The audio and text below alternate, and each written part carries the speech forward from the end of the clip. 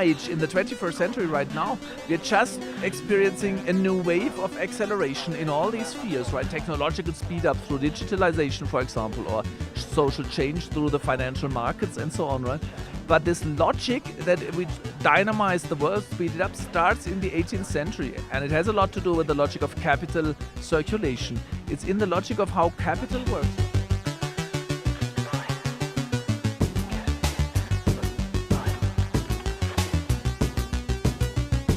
So I think if you want to understand also the hopes and the aspirations of this society, but also the problems, we have to look at the temporality, at the way we relate to the future and the past, and the way we are situating to time. And there you really see modernization is speeding up the world in almost all aspects. I mean, democracy is in a kind of crisis because people have the impression and the feeling that democracy is no longer the tool with which they shape our common society, right, in our common life.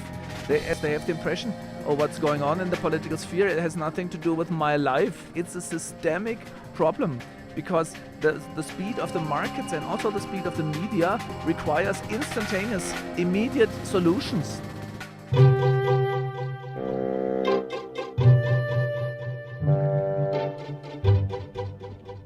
So I was really wondering what is a non-alienated way of being in the world, and this is what I arrived at the conception of resonance.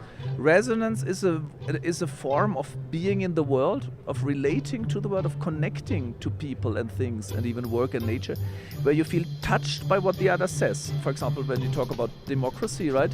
It's that I do not only hear other people having other opinions, which I have to fight, but I really listen. And I do realize, okay, this is another voice telling something different, but I let myself be affected by it and I try to answer it. That's what I call self-efficacy, right? And I realize that I also have an effect on the other side, right? And then we can transform into some kind of commonality, right? So these moments of resonance, I think everyone knows, we feel not alienated from work or from nature or from the place we live in.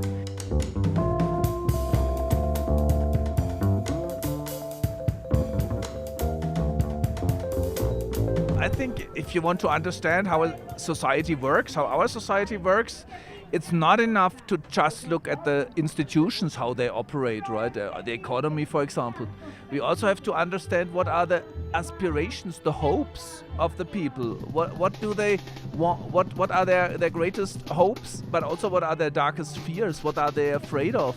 Because it's this energy, it's desire, right, and the energy that goes with hopes and fears and with the promise of this society, which achieves that what I call dynamic stabilization, that our societies need to grow all the time and to accelerate and to speed up.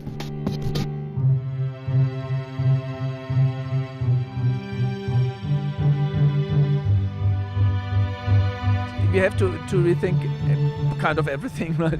The concept of life, it's really true. I mean, being alive and feeling alive, right, is not being in complete control of everything. It is being capable to respond. It's really being in resonance, right? What we really want is a different way of connecting to the world, to each other, to the landscape. And I think since we know it as human beings, we should remember that, rebuild it, and then allow ourselves to transform our institutions, the democratic institutions, the economic institutions, the cultural institutions, to make them a little more resonant and a little less dependent on speed.